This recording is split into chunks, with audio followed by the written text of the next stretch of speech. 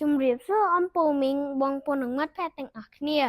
ថ្ងៃនេះខ្ញុំបាទម៉ាន់ឌីនឹងមកអានអត្ថបទមួយដែលដកស្រង់ចេញពីសៀវភៅកូនឆ្នើមបងប្អូនខ្ញុំបាទយល់ថា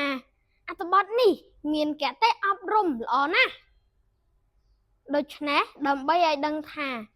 តើអត្ថបទនេះមានគតិអប់រំល្អប៉ុណ្ណាយើងមកស្ដាប់ម៉ាន់ឌីទាំងអស់គ្នាបង្រៀនក្មេងកុំឲ្យខ្ជិល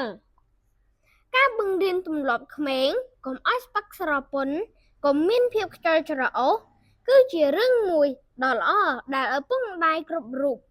ពុំគួរមើលរំលងនិងគួរយកចិត្តទុកដាក់បង្ហាត់បង្រៀនពួកគេតាំងពីនៅតូចៗក្មេងៗគឺជាវ័យដែលពុំចូលចិត្តនៅស្ងៀមដូច្នេះឪពុកម្ដាយគួរបង្រៀនឲ្យពួកគេចេះជួយធ្វើកិច្ចការងារនៅផ្ទះស្រាលៗទៅតាមកម្លាំងនិងទៅតាមវ័យរបស់ក្មេង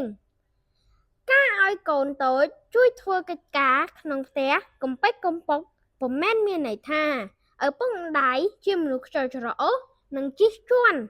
កម្លាំងពលកម្មកុមារទេផ្ទុយទៅវិញការអនុវត្តបែបនេះអាចជួយបង្កើនទំនាក់ទំនងក្រុមគ្រួសារឲ្យមានភាពស្អិតរមួតនិងភាពស្និទ្ធស្នាលកាន់តែធ្វេសឡើងលើពីនេះការបណ្ដោយឲ្យកូនធ្វើការងារក្នុងផ្ទះស្រាលប្រៀបដូចជាការបង្រៀននិងបណ្ដោះទឹកចិត្តពួកគេឲ្យចូលចិត្តធ្វើការងារស្រឡាញ់ការងារកុំឲ្យក្មេងៗមានភាពទម្រុននិងខ្ជិលច្រអូសនៅពេលធំដឹងក្តីឡើងលោកពូសិតតាំងចេញទៅធ្វើការពីព្រលឹមទល់ព្រលប់ទើបគាត់ត្រឡប់មកវិញដូច្នេះនៅក្នុងផ្ទះនៅសល់តែមីងរត់ដែលត្រូវជាភរិយានិងកូនស្រីអាយុ6ឆ្នាំម្នាក់ទៀតតែប៉ុណ្ណោះមីងរត់ជាស្ត្រីមួយរូបមានចរិយាសម្បត្តិថ្លៃថ្នូររួសរាយរាក់ទាក់និងជាមនុស្សឆ្លាតវៃបំផុតទោះបីគាត់ពុំប្រកបរបរការងារដូចជាស្វាមីរបស់ខ្លួនក៏ដោយ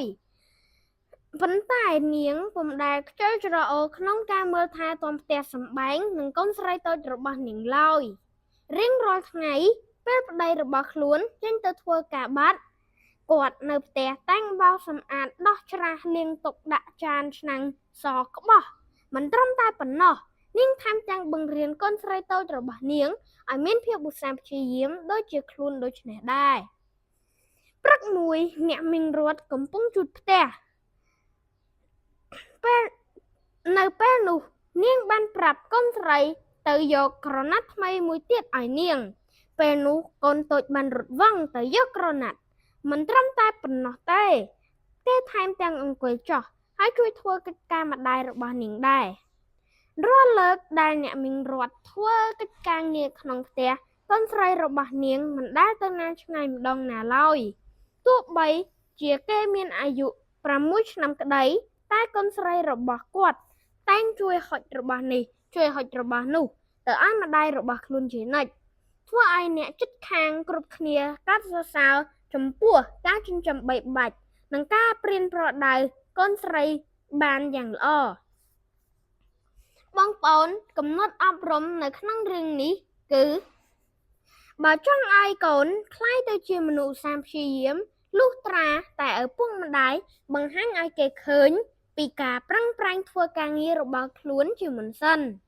ទើបកូនរបស់អ្នកយកគំរូតាមឪពុកម្ដាយត្រូវបង្រៀនកូនឲ្យចេះធ្វើការងារគឺអ្នកគួរបណ្ដោយឲ្យកូនរបស់ខ្លួនធ្វើការងារផ្ទះស្រាលទៅតាមកម្លាំងនិងទៅតាមកម្រិតវ័យរបស់ពួកគេហើយការធ្វើបែបនេះទៀតសោតអាចជួយរឹតបន្តឹងទំនាក់ទំនងសាច់ញាតិឲ្យកាន់តែមានភាពស្និទ្ធស្នាលនិងស្អិតរមួតថែមមួយកម្រិតទៀតតាមរយៈការជួយកិច្ចការអ្នកជិតខាង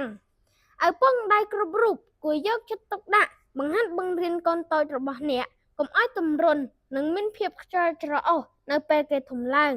ទោះជាយ៉ាងណាការបណ្តែតបណ្ដោយឬការប្រើប្រាស់ក្មេងក៏ពុំត្រូវឲ្យធ្ងន់ធ្ងរលើសកម្លាំងដែរ